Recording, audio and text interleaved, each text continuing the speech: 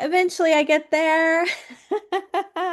Hello and welcome, everyone. I am thrilled to welcome you to our quarterly installment of Grow Smart Grants, Loans, and Learning for Organic Farmers that we here at Ontario Organic are happy to bring together for you.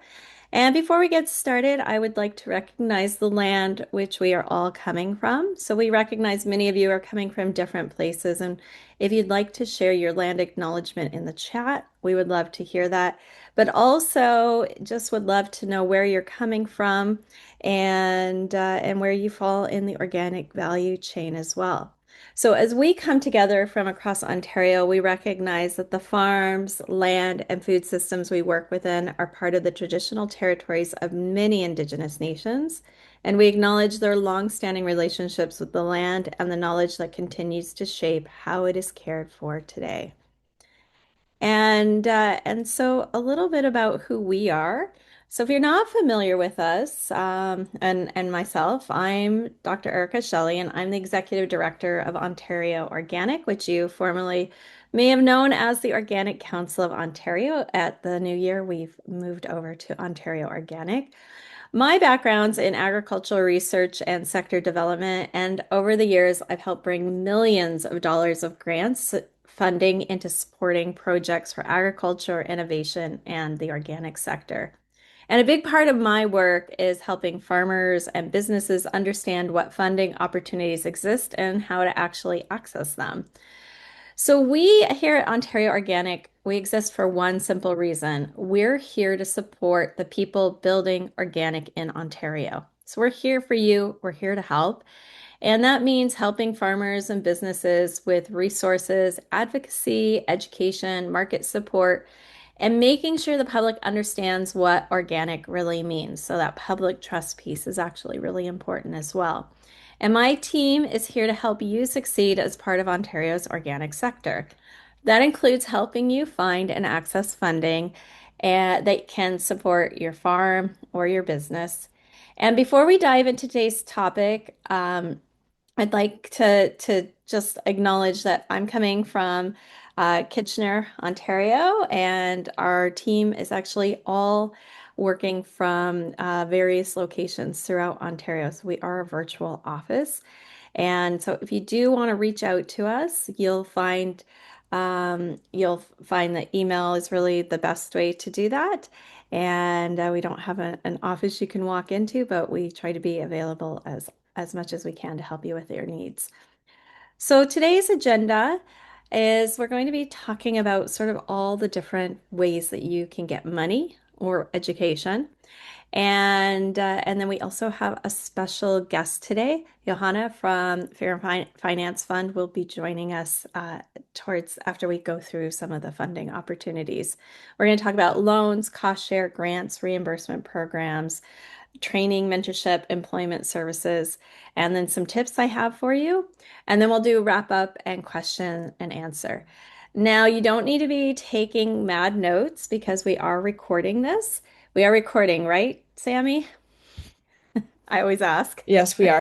Yeah. And we also have a resource handout for you. So you can actually scan the QR code that's there, and Sammy will drop a link also in the chat. And this has hyperlinks to all of the things that we're going to be talking about, so you can read a little bit more to them about them. So let's talk about our first section, which is the loans. And loans is, we all know, money you borrow with terms for repayment. The first one I want to talk about is the Advanced Payments Program, the APP from the Agricultural Credit Corporation, ACC. And this is operating capital for crop inputs. So it's available to farming operations across Canada. And it does have $1 million loan maximum. As you can see there, it has rolling applications. So this is a great one to help with cash flow for by advancing money against anticipated sales for eligible commodities. Our next loan that's available is the CALA, or the Canadian Agriculture Loans Act. And this one's actually really underutilized. And honestly, it's one a lot of people don't realize exists. What CALA does is it helps farmers and agriculture cooperatives access loans through regular banks and credit unions. So you can go to your RBC, you can go to whatever bank, and they will have the CALA loan available there. The difference is that the federal government guarantees most of the risk to the lender, which makes the banks much more willing to lend. And under this program, the government guarantees up to 95% of the lender's potential loss if something goes wrong. So that means if you've been refused by banks before, you maybe have not tried for this CALA loan and they're a lot more likely to take on higher risks. So what are those higher risks? Well, that's people that are working on smaller farms, younger people, or people, newer businesses, or operations that might otherwise struggle to secure financing. And those land loans can actually be used for things like buying farmland, buildings, equipment, livestock, or making major farm improvements. And right now, it allows for loans of about $500,000 for land and buildings and around $350,000 for other investments like equipment or improvements. And yes, you can split up the loan. So the maximum amount though is 500,000 in total. So for example, you could get $400,000 in loan and then $100,000 in equipment. So while these are loans that are issued through your normal bank or credit union, the federal government actually caps the interest rates. So the variable rates can't be more than prime plus 1%, and fixed rates can't be more than the bank's mortgage rate plus 1%. So it often ends up being a fairly competitive farm loan. And the key takeaway here is not that this is free money, it's still a loan, but it's a program designed specifically to help farmers get financing when a traditional loan might be difficult. The next one I want to talk about is the Commodity Loan Guarantee Program, CLGP, which supports farmers providing access to short-term operating loans for the purchase of crop input supplies such as seed, fertilizer, and pesticides. And it is actually administered on behalf of OMAFA by the Agriculture Credit Corporation. And ACC is a private sector, not-for-profit financial institution comprised of various producer associations and marketing boards. And as a qualifying farmer, you can borrow up to $750,000 under the Community Loan Guarantee Program. So that's another one to take a look at. Now we're going to switch gears a bit, and there are loans specifically designed to help businesses deal with trade disruptions, and especially when tariff or market changes impact exports. And so one example is that Farm Credit Canada has a trade disruption customer support program. And this program is designed to help agriculture and food businesses manage short-term cash flow challenges when trade issues disrupt markets. So through this market, FCC can offer additional credit lines or term loans with financing of about $500,000 to help stabilize cash flow while businesses adjust to market changes. If you're already an existing FCC customer, there's also options like deferring principal payments on current loans that you have for up to 12 months, which can give businesses some breathing room during difficult periods. Now, the important requirement is that the business must have already been financially viable before the disruption occurred. And this program is actually available until March 5th of 2027. So it's going on for quite some time. And why it's not a typical growth loan, it's really designed as support during market shocks or trade disruptions that affect the agriculture sector. Okay, we're going to move on now away from those loans. So those are some of the loan options available where you borrow money and then repay it over time. And now with switching gears a bit and talking about these cost share programs, which work very differently. So a cost share program means the government or a funding program will pay a portion of the project costs and you cover the rest. So for example, if a program covers 50% of a project and you buy a piece of equipment or complete a project that costs 20,000, the program may reimburse you 10,000 and you would cover the remaining 10,000. These programs are super common in agriculture because they help farmers reduce the cost of adopting new practices, technology, or improvements without taking on the full financial risk. If you're already an established business, you might actually be interested in the FedDev Ontario, which helps establish businesses in Southern Ontario to grow and become more competitive. So they typically provide interest-free repayable funding ranging from about 125,000 up to 10 million, usually covering up to about 50% of the cost of a major growth project, meaning the business must fund the rest themselves.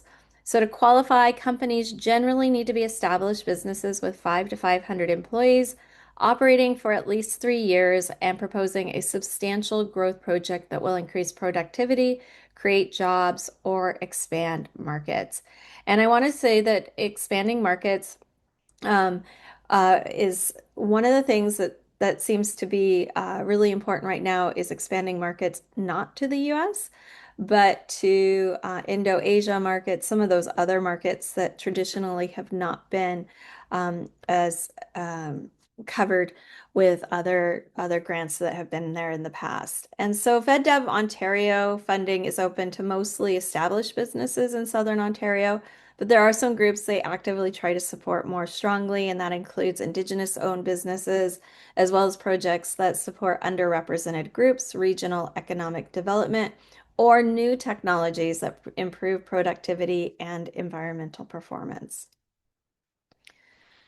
All right, the first cost share program that I want to highlight for poultry and egg producers is called the Poultry and Egg On-Farm Investment Program.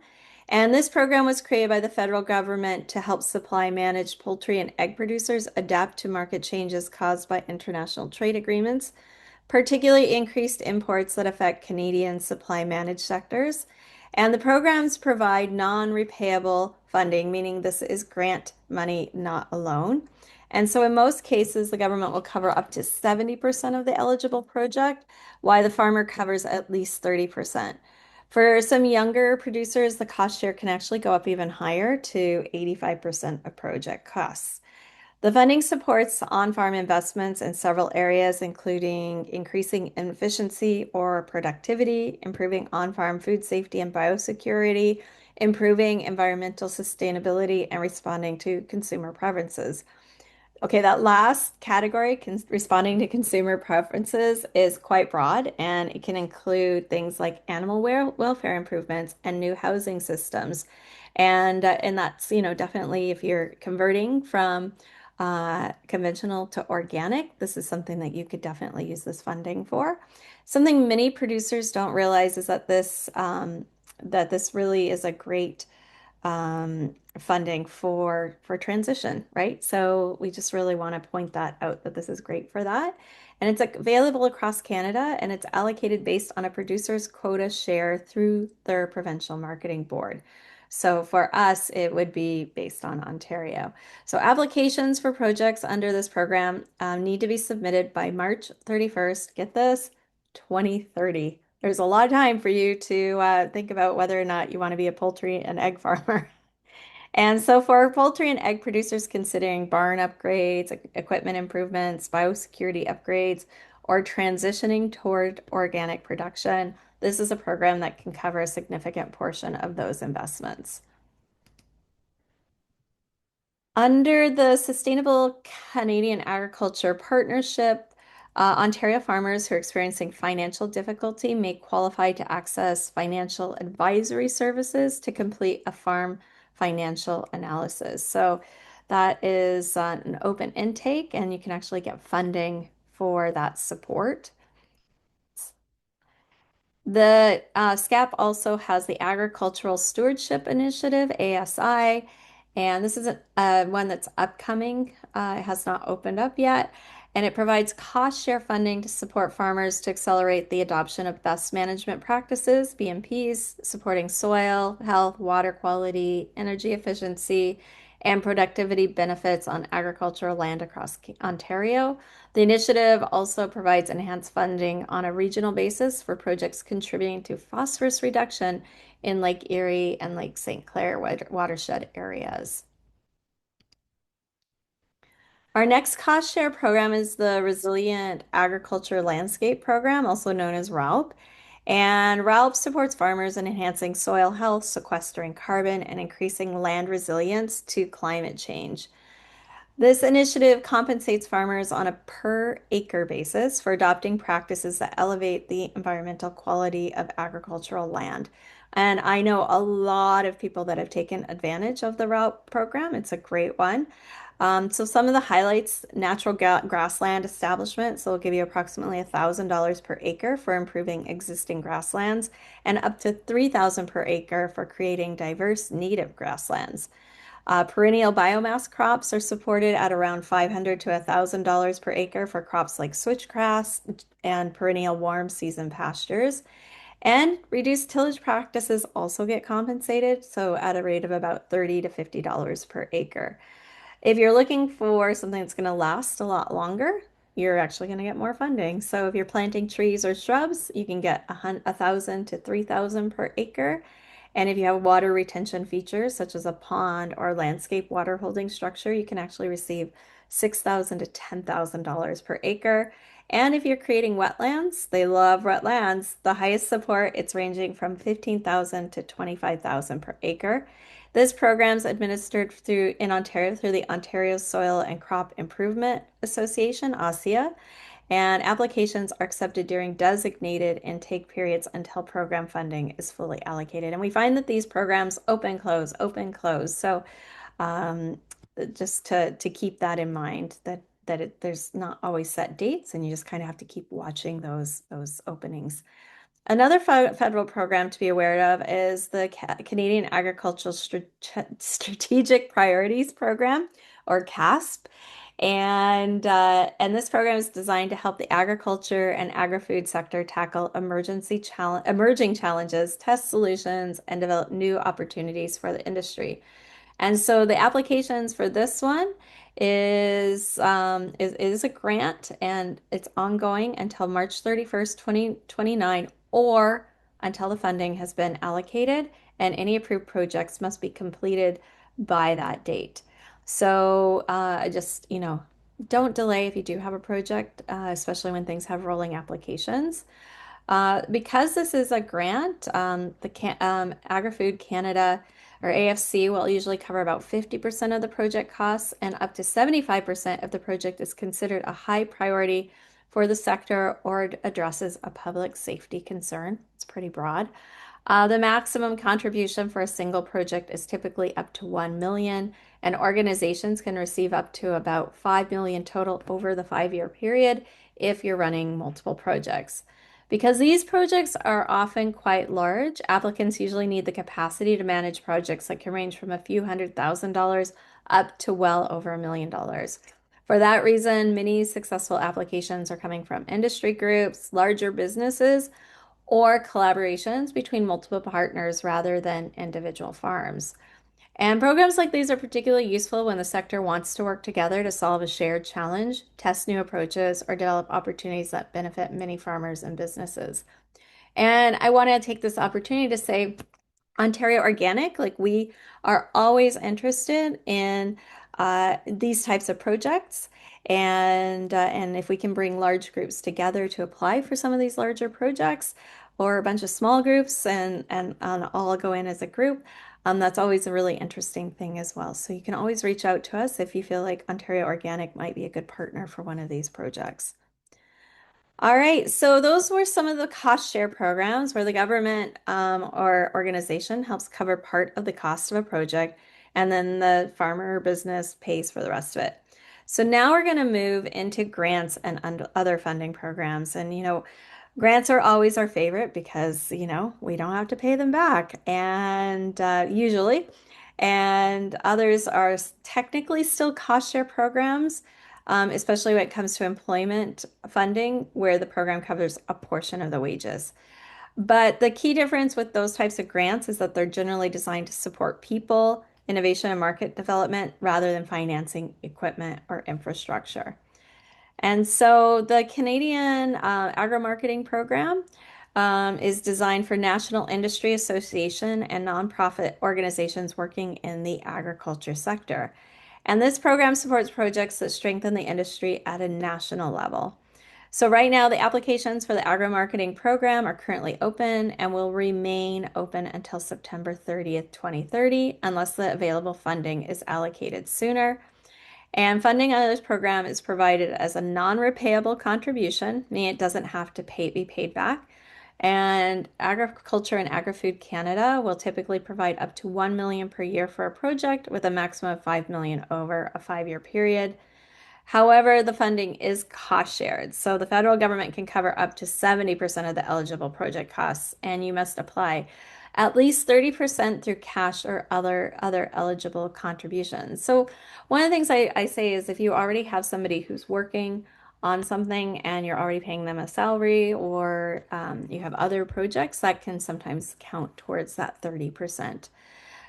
So these are really large sector-wide initiatives such as industry research, national marketing efforts, and developing tools and resources for producers, or addressing major challenges facing the agriculture sector.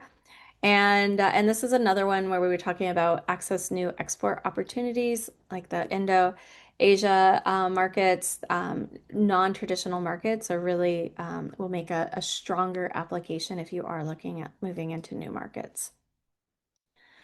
Right now, we also we're still hearing about tariffs, lots of conversations still happening around tariffs. And so we have the Regional Tariff Response Initiative.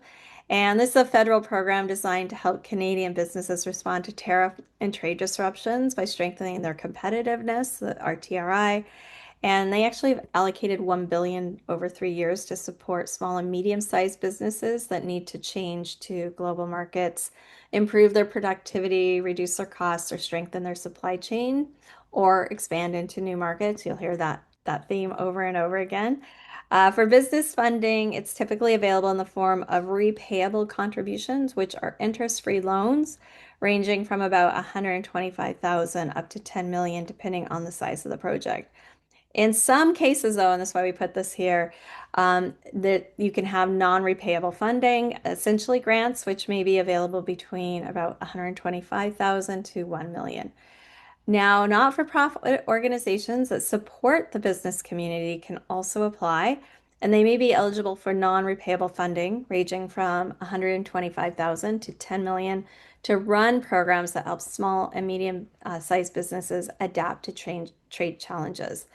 So to qualify, a business needs to be incorporated and operating in Southern Ontario and have at least 5 full-time employees in the region and have fewer than 500 employees overall. So that's that target of that small to medium-sized enterprises rather than large corporations. And this is great for investing in new equipment, adopting new technology, strengthening supply chains, and again, expanding into new markets so you can remain competitive. All right. And the next one is the Agri-Stability Program. And that's for farmers, and it's part of Canada's Business Risk Management Program. So this particular program helps protect producers when their farming income drops significantly because of production losses, rising costs, or market disruptions. And so the deadline to enroll in the, oh, I'm actually just reading this and I realized this deadline has passed. Sammy, can you see if this one's actually been updated? I'm just realizing you Yeah. have until April 30th, 2026 here. So, and so this, although this is ending here, you can also then apply for the next year, and that will be open until April 30th, 2027 for the following year. Yeah, this one would have ended already for this year. And yeah, so the way it works is that it compares your farmer income in the current year to their historical reference margin. And if the current margin drops more than 30% below the historical average, the program begins to provide support. And once that threshold is reached, ACRA stability will cover about 80% of the loss for every dollar the margin falls below that level. And you do pay an annual fee. So in general, it costs about $315 for every $100,000 of referent margin, plus a $55 administration fee. So basically, for most farms, you're going to pay a couple $100s a year to participate. As I said, you've missed the window for this year, but it's good to put on your radar for next year. So And Erica, yeah, sorry, just correction. You can still submit up till today. You can submit your form without a penalty and up till September 30th, with a small penalty. okay, all right. And we should update that on our reference document so everybody has that with those dates. Good to know. All right, you didn't miss it. You just are going to get a little bit of a penalty if you do it after today. You stay up till midnight tonight to not get the penalty. So your reference margin is basically your farm's normal income level, calculated from the average of the past 5 years after removing the best and worst years. And basically, these are programs designed to stabilize farm income during difficult years and give producers some protection from major financial shocks. And we are now going to look at reimbursement and tax incentive programs. So this is where you get financial compensation for your expenses. So the first one I want to talk about is the Conservation Land Tax Incentive Program. And instead of providing a grant or loan, it provides a property tax exemption for certain natural areas on private land. So it's recognizing if you are a farmer or landowner who's protecting important natural features such as wetlands, forests, other significant ecological areas, you're going to possibly get a tax incentive for that. So if a portion of your property qualifies, you can receive 100% exemption from property tax. But you have to have the land identified by the province as containing an eligible natural heritage feature, and the protected area must be at least half an acre in size. And the landowner has to also be committed to protecting that area and allowing the province to inspect the property if needed. So if you are a farmer who has a wetland, forest, or other environmental significant land that you're already protecting, this is a great way to reduce your property taxes while supporting conservation. Another tax program is the Farm Property Class Tax Rate Program, or the Farm Tax Program. And it's one of the ways the province of Ontario supports agriculture. So through this program, eligible farmland owners receive a reduced property tax rate. As an eligible applicant under the program, land and buildings used for residential purposes will be taxed at your municipality's residential tax rate, and the remainder of the farmland on the property will be taxed at no more than 25% of the residential tax rate. So farm properties that don't qualify under this program will be taxed at the residential rate. The next program is a tax credit available to farmers who donate food to community programs. So in Ontario, if a farmer donates agricultural products they've produced, like vegetables, fruit, meat, other farm products, to an eligible community food program, you can claim a 25% tax credit on the fair market value of that donation. And so examples of community food programs are food banks, meal programs, and other registered charities that distribute food to people in need. And we actually had a great conversation about this at our Champions Dinner last year, and Second Harvest talked about a lot of the programs they were doing. And so an example would be if a farmer donated $4,000 worth of produce, they could claim a $1,000 provincial tax credit. And so it's really important, though, that when you are donating, that you receive a receipt from the organization receiving the donation showing the value of the donated product. And if it's made as part of a group effort, the receipt should indicate your portion of the donation. All right. Our last part here is, I don't know if it's our last part, but our next part here is training, mentorship, employment, and services. So this is non-repayable funding or services for a specific purpose. So we have Farm Credit Canada has a Manage Your Farm Finances. It's a free online course series designed for Canadian agriculture producers. And it's delivered in three parts: understanding your numbers, analyzing your statements, and decision making, uh, build knowledge by unit, and test your comprehension and use the tools and ready to use templates that they have there. So you can check that out at their website. And another one from Farm Credit Canada is a five-part virtual event series on crafting a successful business plan. And so they have a business plan boot camp you can join. And that's really great if you're looking at putting that together.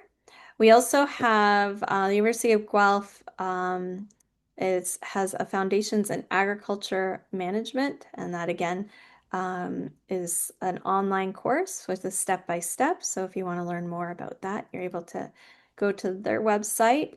Farmers for Climate Solution has Farm, which is your free farmer to farmer learning hub.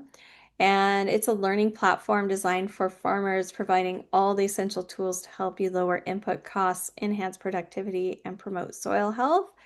And yeah, you can check out their website to learn more about that. We also have the National Farmer Wellness Network. So this is free crisis support for Canadian farmers. And that's 24/7 confidential assistance available. And that's 1-866 farm SO1. And is that 01? I think that's 01. And provides support at any time. Can you let me know if that's a 0 or an O? It's a 0. Oh, it's a 0. Okay. If somebody's having a crisis, I want to make sure they can call the phone number and it's not the difference between an O and a 1. We also have First Nations Ag and Finance supporting First Nation agriculture. So First Nation Ag and Finance provides financing solutions tailored to meet the needs of First Nations agriculture, and the loans are accessible for farms, agricultural related businesses, and value added enterprises. And they also have workshops, farmer advisory services, business tools, and flexible loan options available. And they have term loans for machinery, livestock structures, and land lines of credit for operating expenses such as seed, fertilizer, and feed. And so there's support that you can get there from First Nations agriculture. There's also a free online self-assessment program for Canadian farmers, and this confidential self-assessment tool is designed to help you evaluate your business practice, do your goals, and develop an action plan for sustainable long-term success. And yeah, so you can find that on the CAP site as well. The Farm Debt Mediation Service from the Government of Canada, and it provides complimentary financial assistance for farmers, including financial counseling and mediation aimed at supporting those struggling to meet their financial commitments. And this is private, it's voluntary, confidential, and it's a neutral environment where producers and their creditors can work together with a mediator to achieve a mutually agreeable solution. We also have the Save on energy efficiency funding tool. And this is basically like if you're looking for funding, which um, suggests energy efficient resources based on business type, location, and goal. And yeah, so I've got through that, and I wanted to now hand it over to Johanna Mercedes, who is the loan officer and social finance coordinator with Fair Finance Fund, where she supports entrepreneurs and enterprises in accessing the resources and capital needed to start, grow, and build resilient businesses within local food and farm sector. Johanna is also the author of the children's book Good Night Moonlight, which is, I would definitely be bragging about that too, Johanna. All right, so I'm going to stop my share here and hand it over to Johanna. Okay, thank you so much, Erica. That was so informative, and I'm happy to be here. I'll just share my screen. I have some slides. Um, so we'll go like this.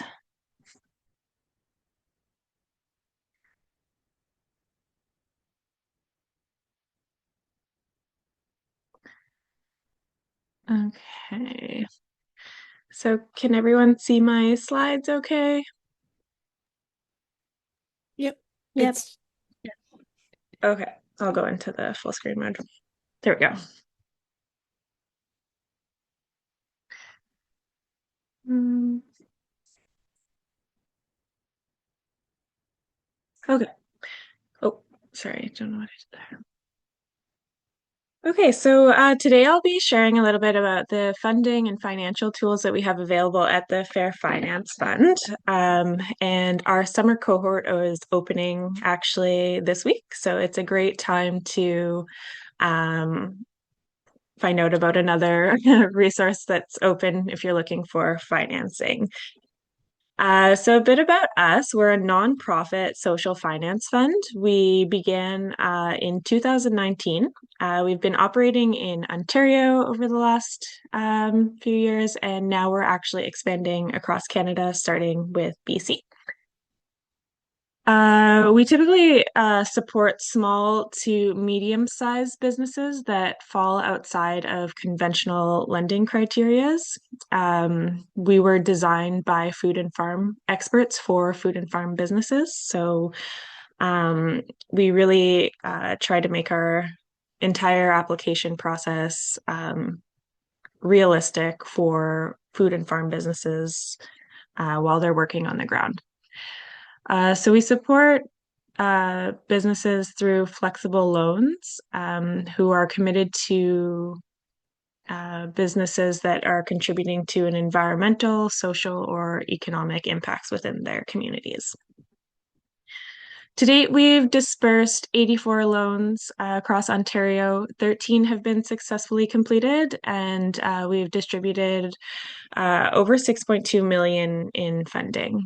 So we're really proud to contribute to the local food and farm system through financing. One of the key pieces of funding with Fair Finance Fund is we want to make it accessible. So we understand that your time is valuable. We have created short applications and timely disbursement processes so that you can work on the ground and apply for funding and have the whole process completed in a reasonable amount of time. We understand that your businesses are multifaceted. So we're not just looking at your financial statements and the financial projections. We're also looking at character. We're looking at the impacts that you're creating in your community, at the environmental impacts, and the mission that you have behind your business. We also prioritize Indigenous, racialized, and applicants from underserved geographic regions such as Northern Ontario. And we really want to increase equity and diversity within the food and farm sector and decentralize who gets access to financing. So, a big part of our mission is removing barriers and making financing more accessible. So here are our terms. We offer loans between $20,000 and $200,000. We have a 5-year repayment plan with fixed monthly principal and interest payments, so there's consistency throughout. We have a fixed interest rate of 7.5%. We also offer a grace period where there are no payments for the first 3 months, which is optional. And we have support options throughout the loan as well because we understand some businesses have seasonal cash flows, environmental uncertainty. There's growing conditions that can change. So we're here to support throughout the loan with flexibility and support options when needed. We also have options to apply for a loan below 50,000 where you do not need to secure the loan. So loans above 50,000 require collateral assets. But if you are asset light or do not have any assets to secure the loan yet, you can still apply for a loan under the $50,000. We also have early payout options and complimentary mentorship to support you throughout your loan term with us, which I'll speak to a little bit more later in the presentation. Oh, actually, right now. So our Real Assist mentorship program is very valuable. We can connect you with experts in the food and farm sector, tailored to what you're looking for. So this can include marketing or bookkeeping, business planning, financial planning.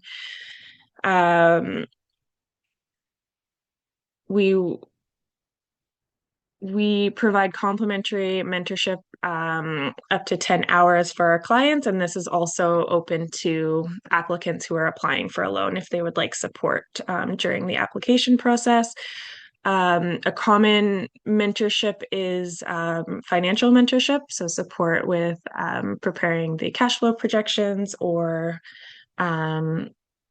the business bookkeeping. So if you'd like support with that, we're happy to help. So a bit about our funding model. We sell community bonds to value-aligned investors, and the community bonds are what provide the capital for our fund. Uh, then we provide flexible loans to businesses who are creating social or environmental, cultural, and economic impact. And our loans, of course, are repayable. And this is to allow um, the dollars to recirculate, where we can continue to create a lasting impact and strengthen local food systems. So, as we are a nonprofit and social finance fund, the goal of repaying the loan is to continue recirculating these dollars and creating an impact within the local food and farm sector. So we really want to understand your business, have a be a supportive contact for you throughout your loan. We're working person to person, so you'll always have a connection to real people who want to understand and support you and your business growth. We have mentorship, and we're wanting to support your business globally to really contribute to the broader food system economy.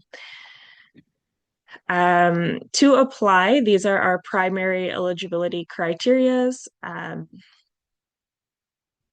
You must be either a nonprofit or a sole proprietor, incorporated business. Um, the majority of the business income comes from sales of goods and services. And then we have required documents that include a strong business plan, financial plan, and the ability to demonstrate long-term financial and business capacity, as well as demonstrated commitment to positive local and social environmental outcomes. That's a big objective of ours, is that impact. So this is the process. Submitting a preliminary application. It's very short and timely. If anyone is interested, I'll have my email at the end of this, and I can send you the link directly. It typically takes 10 to 12 business days to provide a decision on moving to the full application stage. So if you are approved, you complete a full application, which you have 30 days to do. That includes a virtual site visit where we get to meet you and connect and learn about your business, and the goals that you have with your financing. And you can show us any relevant parts of the project, and also do a short pitch for our loan review committee. Once your full package is submitted, we share it to our loan review committee, and then a decision is made on either approving, declining, or deferring your application. And if it is approved, loans are dispersed within 7 business days. So you can find our application through our website. These are the required documents. So again, it's a pretty short and efficient application. Business plan, proof of registered business, your 3-year cash flow projection, quotes related to the purpose of the loan, proof of owner investment, proof of insurance, and all of these are the primary ones to include. Here is a client's story. So this is It's Giving Farm. They're a small-scale ecological farm located in Rouge National Park. And this is first-generation farmers who have received financing to get a wash pack station, a delivery van, to finish their greenhouse and really support their business growth on this farm. And what's special is that the infrastructure that this loan invested in is contributing to a much greater impact within the food sector. So they're really committed to um, food security and food justice. So we have a lot of amazing clients, and we have our impact report that is out now as well. So if you'd like to learn more about the types of businesses that we fund, that's a great resource to read through. Just a quote on a loan client appreciating having a funder who takes the time to understand their unique experiences and are there to support.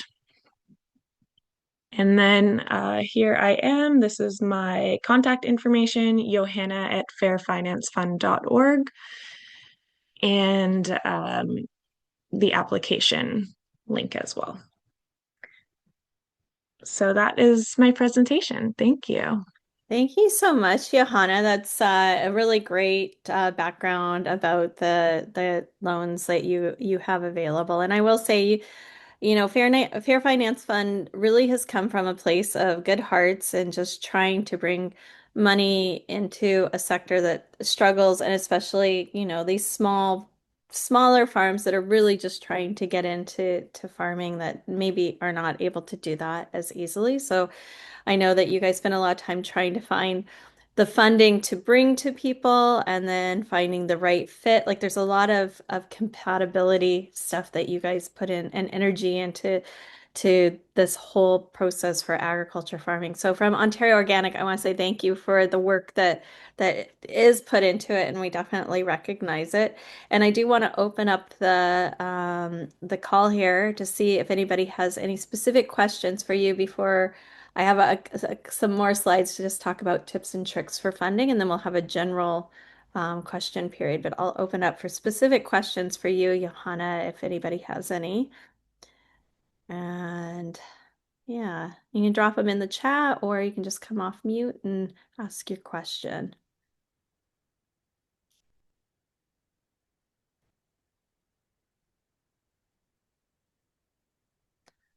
All right, and I'm just looking through the notes here. I noticed that it says route through ASIA is currently not accepting application. It closed on March 13th of this year. So sometimes we have to update our information. We don't always get it all updated. So, all right. Well, we'll probably have some more questions for you. I have some questions for you as well, and I'm going to save it for the question and answer period. So we'll just go ahead and move forward with this. So I'm going to share my screen here.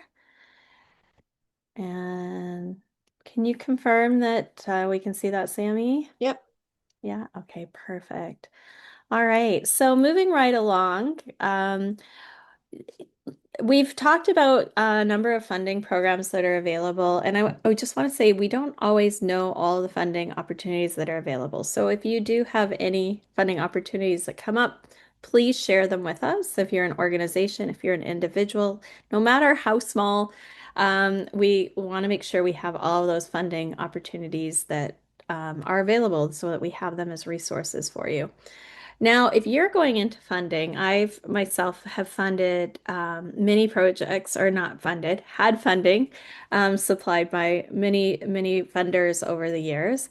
And I've gone through the process, and I have failed many times, and I've succeeded a few times. And that's important to note if you're looking at sometimes grants, those kinds of things. Loans, not so much. Those are a different story depending on what you have for collateral and your project or your property. But if you're looking for funding for grants, cost shares, and even loans, you need to make sure you're the right candidate. This is where reading the small print really matters. And so the dollar amounts they'll state it'll be your yearly revenue, how many employees you have, and if you have two full-time employees and two part-time employees, then you have three full-time employees, and that's how they'll add those numbers up. So if you see full-time employees, you're like adding up parts of people to get to your full-time full-time employees. And then look, make sure that you want the minimum and that the maximum is not below what you're looking for. The next thing is cost share programs. So I myself have had programs where many times I've had to pay for product the stuff up front, submit my expenses for reimbursement.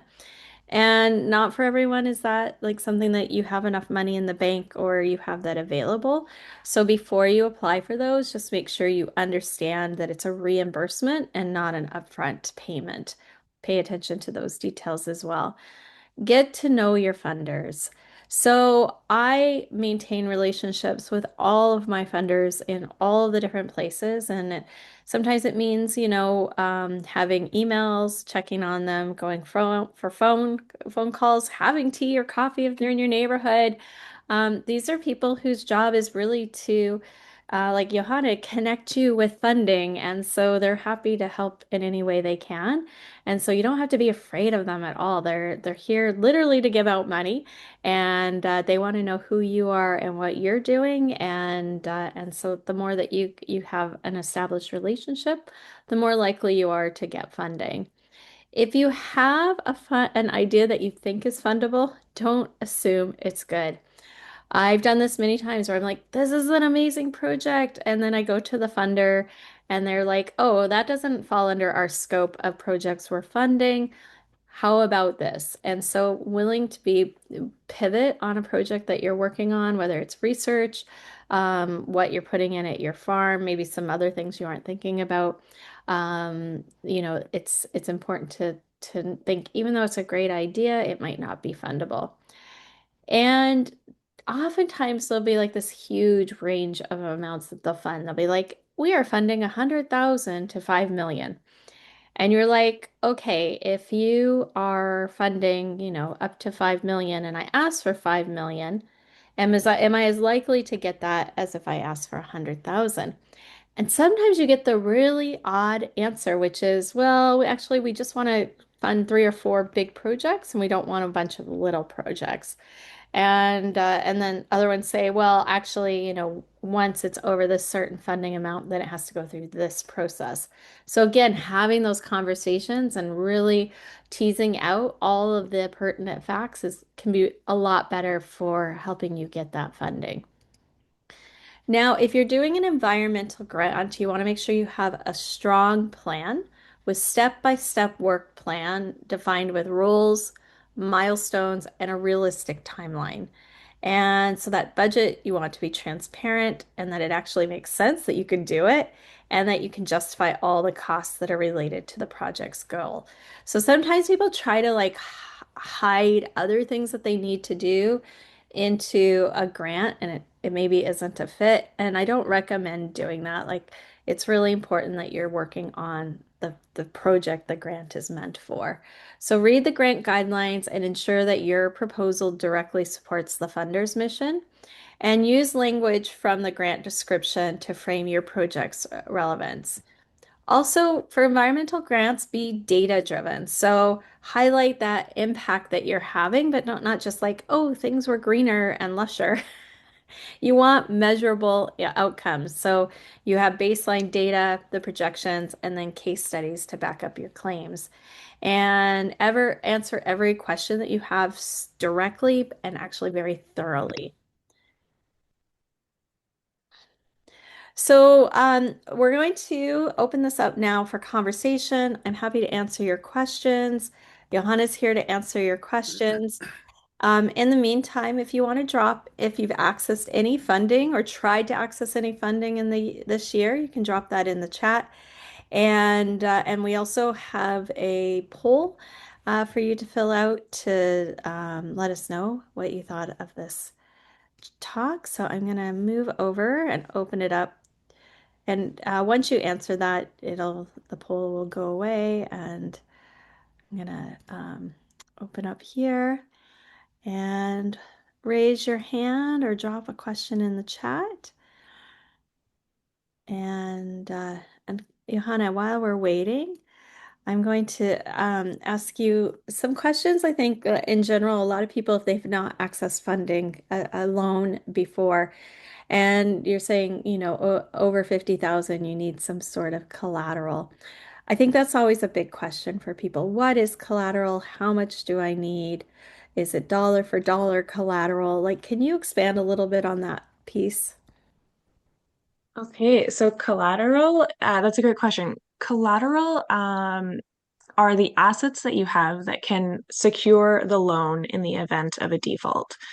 So if worst case scenario, you're not able to repay the loan and you have to declare bankruptcy and there is a default, these are the assets that the lender would then look to either sell on your behalf and receive the money for for it. Does that make sense, Erica? Oh, yeah, yeah, yeah, Yeah. Okay. absolutely. Yeah, so they can include equipment, uh, personal property, which we typically prefer not to use just because we're a social finance fund, but buildings or land. They can also include machinery or vehicles or inventory. A stronger inventory are ones that are non-perishable. Um, but non-perishable is sometimes accepted by some lenders. For us, we prefer non-perishable. So there's really a wide range. There are other alternative collateral assets as well that are intangible. Um, but typically we are looking for those primary ones like equipment, vehicles, or inventory. Okay. So it just if people are looking at loans and they, how are you going to secure that loan? What are you going to Mhm. use as collateral? That's something that can come on. Can they ever have like a co-signer come on with them for if you guys do that where they've had somebody else who has collateral that they can sign on, or is it they have to have their own collateral? And I'm mostly thinking of like newer farmers, people who maybe don't have a lot of collateral moving into the space.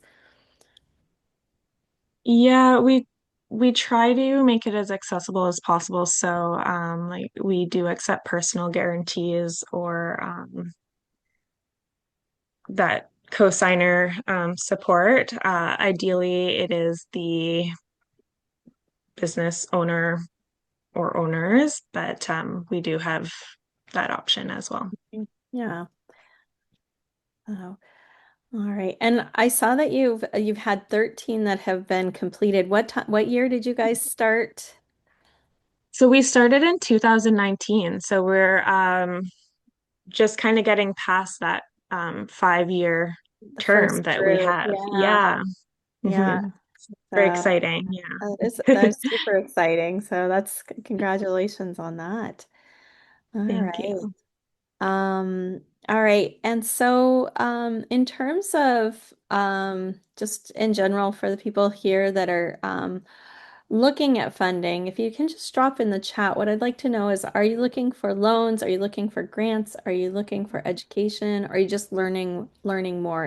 It's helpful for us to have an idea of those that attend. And of course, this goes on as YouTube, and you guys can always access this information later on. But I'm kind of interested in the different people that are joining today. What type of funding would be most useful?